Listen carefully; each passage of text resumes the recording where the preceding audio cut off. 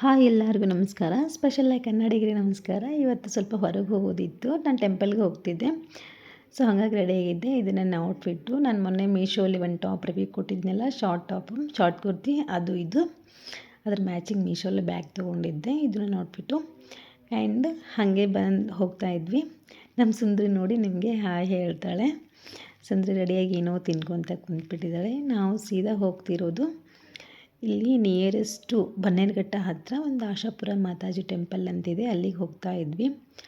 ಮೋಡ ಮಾತ್ರ ತುಂಬ ಚೆನ್ನಾಗಿತ್ತು, ಅಟ್ಮಾಸ್ಫಿಯರ್ ಮಾತ್ರ ಜಾಸ್ತಿನೇ ಇಷ್ಟ ಆಯಿತು ನನಗೆ. ಅಲ್ಲೇ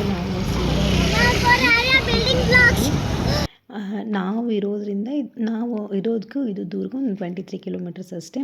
ನೋಡಿ ಎಷ್ಟು ಚೆನ್ನಾಗಿ ಹಕ್ಕಿ ಹಾರ್ತಾ ಇದೆ ಅಂದರೆ ಮೇಲೆ, ಅಷ್ಟು ಪೀಸ್ಫುಲ್ಲಾಗಿತ್ತು ಟೆಂಪಲ್ಲು.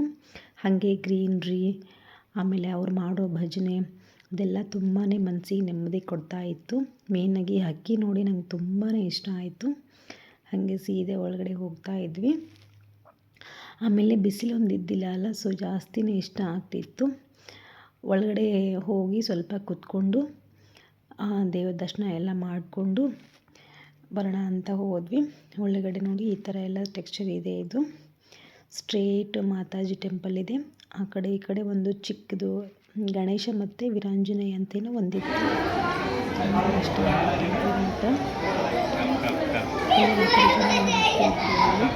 ರಾಜಸ್ಥಾನ್ ಪೀಪಲ್ ಜಾಸ್ತಿ ಇದ್ದರು.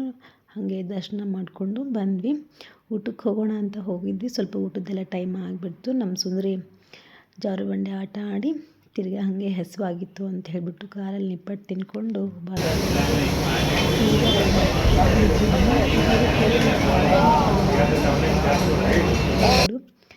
ನಮ್ಮ ಸುಂದರಿ ಜಾಸ್ತಿ ಹಸಿಕೊಂಡ್ಬಿಟ್ಟಿದ್ಲು. ಸೊ ಹಂಗಾಗಿ ಅದೆಲ್ಲ ತಿಂದು ಸೀದಾ ಮನೆಗೆ ಬಂದು ಮಜ್ಜಿಗೆ ಸಾರು ಮತ್ತು ರೈಸು ಮಾಡಿದೆ. ಮಜ್ಜಿಗೆ ಸಾರು ರೈಸು ಮಾಡಿಕೊಂಡು ಹೊಟ್ಟೆ ತುಂಬ ತಿಂದು ಇವತ್ತಿನ ವ್ಲಾಗ್ ಮುಗಿಸಿದೆ. ಯಾರೆಲ್ಲ ವಿಡಿಯೋಸ್ ನೋಡ್ತಿದ್ದೀರಲ್ಲ ಅವ್ರಿಗೆ ನನ್ನ ಹಾರ್ಟ್ಲಿ ಥ್ಯಾಂಕ್ ಯು ಹೇಳ್ತೀನಿ. ಸಬ್ಸ್ಕ್ರೈಬ್ ಮಾಡ್ಕೊಳ್ಳಿ. Thank you.